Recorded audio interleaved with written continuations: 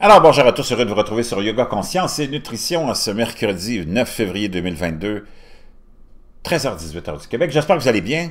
Avec une nouvelle intéressante, ça nous vient, imaginez-vous, vous savez que j'aime ça garder un œil sur ce qui se passe au niveau de la science et de toutes les nouvelles technologies et ce qui nous attend. Le Guardian vient de publier il y a à peine quelques minutes un exploit de scientifique de l'Oxfordshire qui suscite beaucoup d'espoir afin qu'on puisse utiliser des réactions qui alimentent le Soleil pour une énergie à faible émission de carbone. La chaleur de la fusion nucléaire enregistre un pas énorme dans la recherche d'une nouvelle source d'énergie. Rien de moins, la perspective d'exploiter, l'article nous raconte ça, la puissance des étoiles s'est rapprochée de la réalité après que les scientifiques ont établi un nouveau record pour la quantité d'énergie libérée lors d'une réaction de fusion soutenue. Des chercheurs du Joint European Torus, le JET, une expérience de fusion dans l'Oxfordshire, ont généré 59 mégajoules de chaleur, l'équivalent d'environ 14 kg de TNT, lors d'une rafale de fusion de 5 secondes, doublant ainsi le précédent record de 21,7 mégajoules établi en 1997 par le même établissement. L'exploit annoncé mercredi fait suite à plus de 2 décennies de tests et d'améliorations au Culham Center for Fusion Energy et a été salué comme une étape majeure sur la voie peut-être de la fusion pour devenir une source d'énergie viable et durable à faible émission de carbone.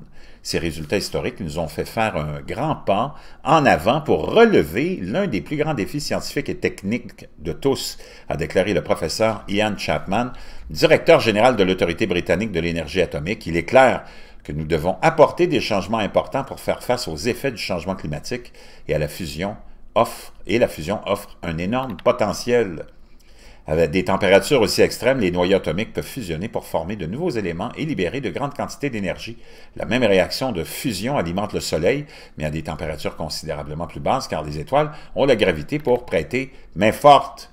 Les expériences au JET se sont concentrées sur la faisabilité de la fusion avec un carburant à base de 2 isotopes de l'hydrogène, connu sous le nom de deutérium et tritium, qui se combinent pour former de l'hélium gazeux. Les derniers résultats suggèrent que c'est le cas et fournissent une confirmation cruciale pour ces centres de recherche-là. Donc, vraiment fascinant, je vous laisserai ça. Vous le savez, on s'en va vers une nouvelle forme d'énergie pour les pays occidentaux qui sommes à la base de l'industrialisation, de la technologie, de l'avancement, maintenant de la grande consommation, probablement des dommages aux environnements mondiaux. Et c'est une vérité de la palisse que de comprendre qu'on s'en va vers quelque chose d'autre. L'hydrogène, on en parle beaucoup. Le recyclage du CO2 via des procédés récemment trouvés. Toutes sortes de méthodes pour nous faire sortir de ce vieux modèle, puis que tu le veuilles ou non, on s'en va vers ça. On s'en va vers plus de contrôle de comment tu vas te chauffer, comment tu vas te déplacer, comment tu vas consommer. On va probablement t'obliger, avec la force des choses d'ici quelques années, à te véhiculer dans une voiture électrique, à consommer différemment, à avoir des tarifs extrêmement dispendieux pour ceux qui seront considérés comme des grands consommateurs, et ainsi de suite. Tu le sais que tu t'en vas vers une diminution de la viande dans nos pays.